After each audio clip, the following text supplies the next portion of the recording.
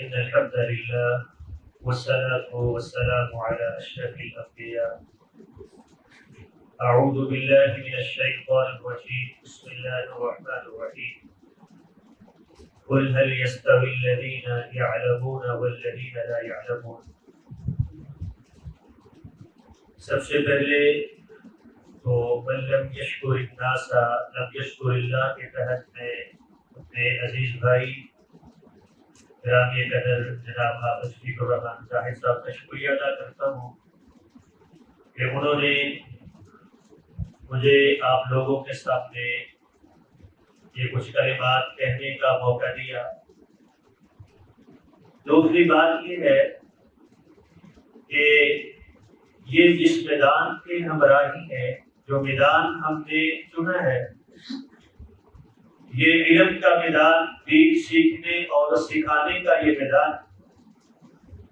میرے عزیزو، بلا شبہ اس سے بہتر اور کوئی کام ہو ہی نہیں سکتا۔ وہ پیغمبر علیہ الصلوۃ والسلام نے فرمایا تھا خیرکم من تعلم القرآن وعلمہ، تم میں سے بہترین شخص وہ ہے جو علم سکھاتا ہے یا علم سیکھتا ہے۔ اور کن عالما او متعلما ولا تکن ثالثا فتهلك، یا عالم بن جاؤ یا علم سیکھنے والے متعلم بن جاؤ، کوئی تیسرا راستہ اختیار نہ کرنا ورنہ ہلاک ہو جاؤ۔ تو ہم نے یہ راستہ اختیار کیا ہے جس کے بارے میں اللہ کہتے ہیں قل هل يستوي الذين يعلمون والذين لا يعلمون۔ یہ علم والے یہ اور جن کے پاس یہ علم نہیں، یہ وحی کی رہنمائی جن کے پاس نہیں، یہ برابر نہیں ہو سکتے۔ اور اسی لیے پیغمبر علیہ الصلوۃ والسلام نے فرمایا تھا فضل العالم علی العابد کفضل علامتہ، کہ ایک عالم کی فضیلت ایک عام شخص پر اتنی ہے جیسے فرمایا تھا کفضلی علی اللہ، میری فضیلت تم میں سے عام شخص پر ہے۔ تو میرے عزیزو، ہم نے یہ راستہ جو اختیار کیا ہے، اب اس کے کچھ تقاضے بھی ہیں۔ جب ہم یہ سمجھتے ہیں کہ بڑا فضیلت والا راستہ ہے، یہ سب سے بہترین راستہ ہے، تو پھر ہم اس کے وہ تقاضے بھی پورے کریں تاکہ ہم صحیح عارف بن سکیں، تاکہ ہم جو ہے وہ حق ادا کر سکیں۔ تو اس کے لیے سب سے پہلی بات یہ ہے کہ وہ کسی محدث کا قول ہے کہ جب تک تم اپنا کل علم کو نہیں دو گے، یہ علم تمہیں اپنا جز بھی نہیں دے گا۔ ہم علم کے لیے سنجیدہ کتنے ہیں؟ اگر ہم اپنا یہ محاسبہ کریں تو ہم تعلیم کے ان اوقات جو وہ تو ہمارے اوپر مسلط کیے گئے، وہ تو ایک نظم ہے، ہماری مجبوری ہے، ہم سے بیٹھنا ہے۔ اس کے علاوہ ہم دین کو، ہم علم کو سیکھنے کے لیے کتنا وقت دیتے ہیں؟ اب یہ ہمارے بزرگ بھی بیٹھے ہیں، عام لوگ بھی بیٹھے ہیں۔ پیغمبر علیہ الصلوۃ والسلام کی ایک حدیث جو آپ نے فرمایا تھا کہ طالب علم کے لیے وہ ہر کائنات کی ہر چیز اللہ سے اس کے لیے دعا کرتی ہے، حتیٰ کہ الحیتان فی جوف الماء، وہ مچھلیاں جو سمندر میں رہتی ہیں وہ بھی اس کے لیے دعا کرتی ہیں۔ اور آپ لوگوں کے لیے علم صرف یہ نہیں کہ یہ بچے جو یہاں مدرسے میں داخل ہیں، آپ اپنا کچھ وقت نکال کے ہم نماز کے بعد 5 منٹ کے لیے ایک آیت ہم سیکھیں گے، اس کو صحیح پڑھنا سیکھیں گے، اس کا ہم مفہوم ترجمہ سیکھنے کی کوشش کریں گے۔ ہم اپنا یہ معمول بنا لیں تو ہم بھی طالب علم ہیں۔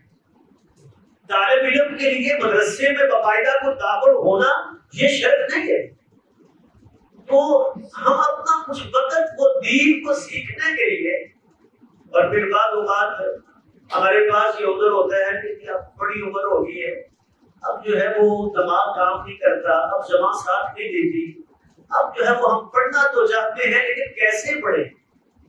تو میں اکثر سوچتا ہوں کیا صحابہ کرام سارے بچے تھے جنہوں نے دین سیکھا؟ کیا وہ ان میں بڑی عمر کے نہیں تھے؟ حضرت سلمان فارسی رضی اللہ تعالی عنہ کی عمر کیا تھی؟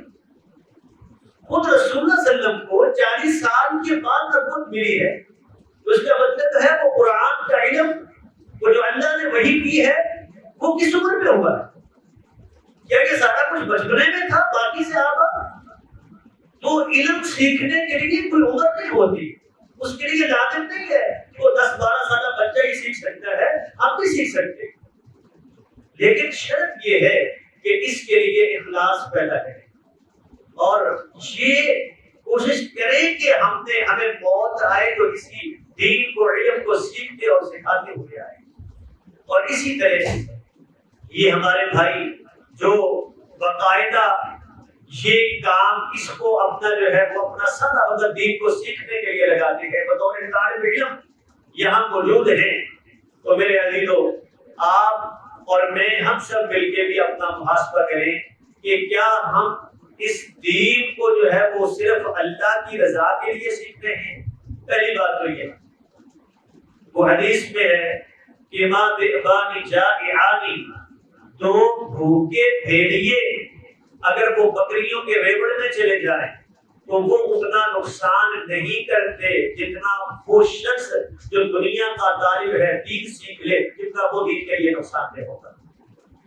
تو سب سے پہلی بات تو یہ ہے ہم اپنی نیت کو خالص کریں. یہ کام ہم نے اللہ کی رضا کے لیے کرنا ہے.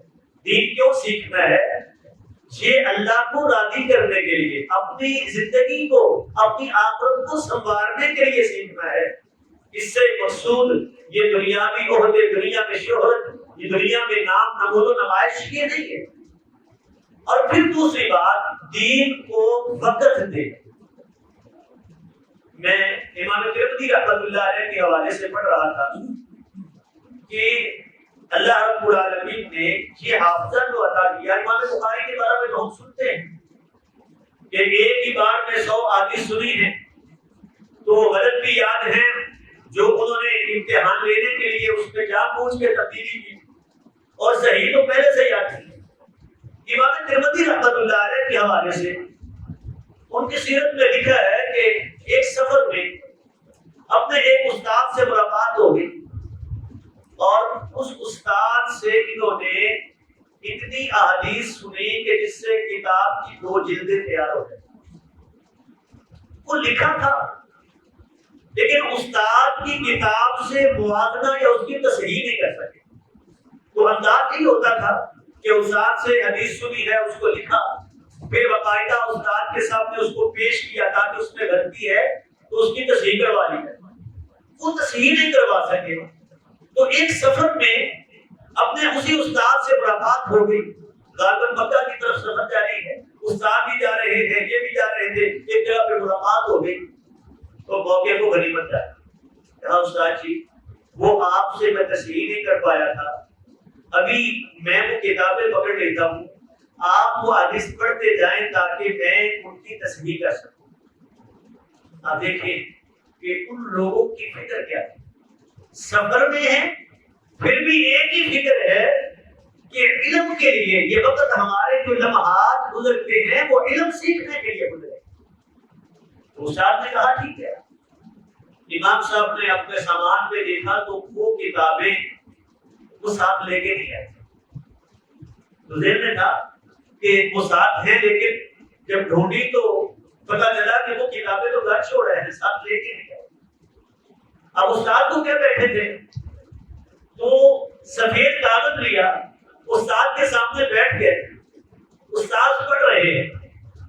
تو کچھ دیر کے بعد جب نظر پڑی تو کہا کہ تم کیسے مزاح کر رہے ہو؟ تم کہہ رہے تھے کہ میں نے کتابوں پہ تصحیح کرنی ہے، تمہارے پاس تو ہے کچھ نہیں اور خالی سفید کاغذ لے کے بیٹھے ہو.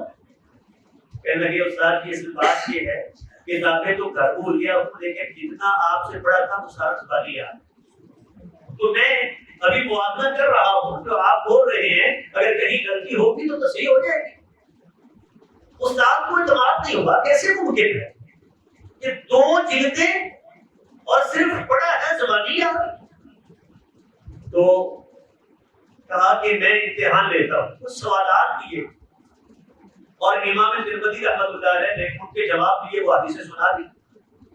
استاد کو پھر یقین نہیں آیا، کہنے لگے کہ لگتا ہے کہ ویسے تو نے پہلے سے یاد کی تھی 40 حدیث اسی وقت مزید اور سنائی جو پہلے نہیں تھی، اور امام صاحب نے وہی 40 فوری طور پر استاد کو پھر سنائی۔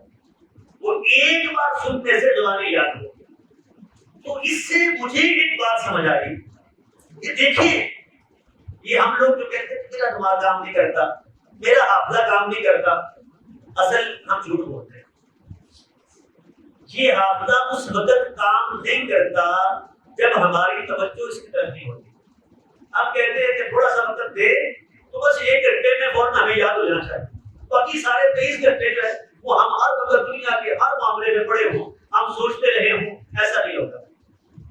دماغ تب چلتا ہے جب آپ کی 24 گھنٹے فکر سوچ وہی بن جائے، جب ہر وقت آپ یہ سوچیں گے کہ ہم نے کیسے اس کو پڑھنا ہے، کیسے سیکھنا ہے، کیسے سمجھنا ہے، ہر وقت آپ کی فکر اور سوچ اپنے علم کے بارے میں ہوگی تو پھر آپ کا دماغ چلے گا، پھر یہ حافظے کا مسئلہ نہیں رہے گا۔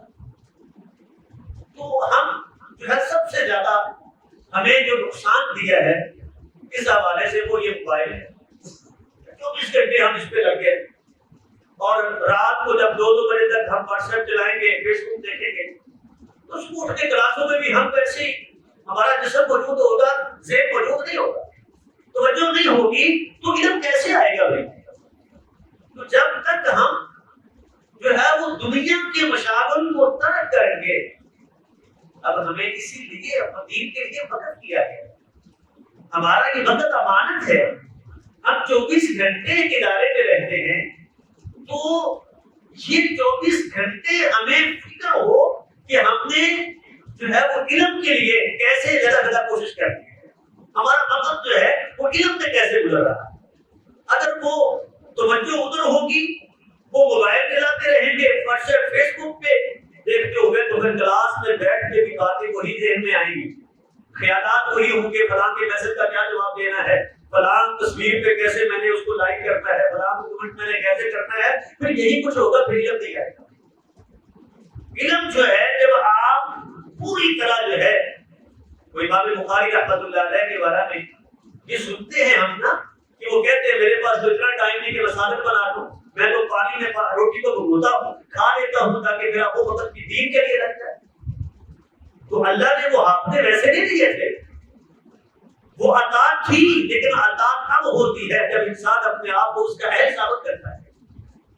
تو پہلے ہم یہ اہل بنے، دین کے لیے اپنے آپ کو خالص کریں، اپنی نیتوں کو بھی خالص کریں، اور اپنے اوقات کو بھی دین کے لیے خالص کریں، تو پھر انشاءاللہ یہ حافظے کا مسئلہ نہیں رہے گا، پھر یہ چیزیں یاد بھی ہوگی اور دین کا فہم بھی حاصل ہوگا۔ میں یرید اللہ بہ خیرا یفقہہ فی الدین، جو پیغمبر علیہ الصلوۃ والسلام نے فرمایا ہے، اللہ جس سے خیر کا ارادہ کرتے ہیں اللہ اسے دین کا فہم عطا کرتے ہیں۔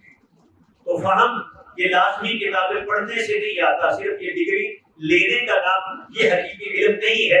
حقیقی علم یہی ہے کہ اللہ اس کا فہم عطا کر دے، اور فہم تب آئے گا جب ہم دین کے لیے خالص ہو جائیں گے، ہم اپنی نیتوں کو خالص کریں گے اور اپنا سارا وقت وہ دین کے لیے وہ خرچ کریں گے۔ اور اس کے لیے ضروری ہے کہ ہم میں سے ہر ایک اپنا نظام الاوقات، اپنا ٹائم ٹیبل بنائیں کہ ہم نے اتنے وقت میں کھیلنا ہے، یہ وقت ہمارے پاس پڑھنے کے لیے ہے، یہ مطالعہ کے لیے ہے، اتنے وقت میں فلاں کتاب میں یاد کروں گا، اتنا وقت میں فلاں کتاب کو۔ 24 گھنٹے کے لیے ضروری ہے کہ ایک طالب علم جو ہے اس کے پاس یہ اپنا جدول، یہ اپنا ٹائم ٹیبل ہونا چاہیے کہ میرا ٹائم، میرے 24 گھنٹے اس طرح گزریں گے۔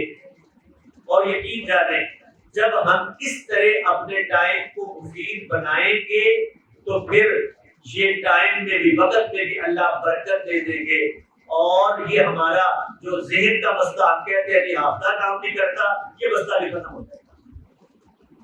یہ گھر صاحب ماشاءاللہ ہمارے ایک ساتھی ہیں، یاد ہوگا کہ ایک سال میں ہمارا کلاس کا چوتھے سال، ان کی ڈاکٹر سیدھامی کا چوتھا سال تھا، تو ہم نے اپنا ٹائم ٹیبل بنایا تھا جب لوگوں نے دن میں 18 گھنٹے کا، تو ایک سال وہ روٹین رہی، اور یہ صرف اس لیے آپ کو اللہ تعالیٰ ریاکاری سے بچائے، بتانے کا مقصد یہ ہے کہ جب انسان فائدہ اٹھا لیتا ہے، آج کے وقت ہے بیٹا گزر جائے گا، کل آپ کو یاد رہے گا، یہ فائدہ آپ کو زندگی بھر آپ کا ساتھ دے گا۔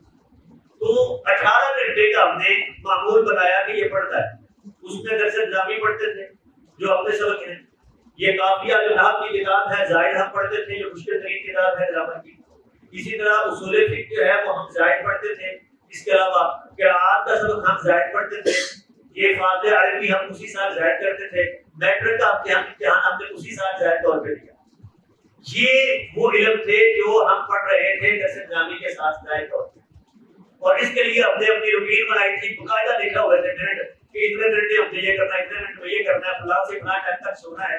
ایک سال ایسا ہوا، ایک سال اللہ نے یہ توفیق دے دی اور یہ سارے کام ہو گئے، یہ 7 سال 5 7 کام ایک ہی وقت میں ہو گئے، کوئی مشکل نہیں تھا، اور آج بھی یہ کوئی مشکل نہیں ہے۔ یہ کہنا کہ ہمیں وقت نہیں ملتا یا یاد نہیں ہوتا، تو حقیقت یہ ہے کہ ہم جھوٹ بولتے ہیں، اصل ہم وقت دیتے نہیں ہیں، اپنے آپ کو ہم دین کے لیے خالص کرتے نہیں۔ تو اللہ سے دعا ہے اللہ ہمیں دین کے لیے خالص کر لے، اللہ ہمارا انتخاب کر لے، اور اللہ ہم سے دین کا کام لے لے۔ سبحان ربک رب العزت عما یصفون وسلام علی المرسلین والحمد للہ۔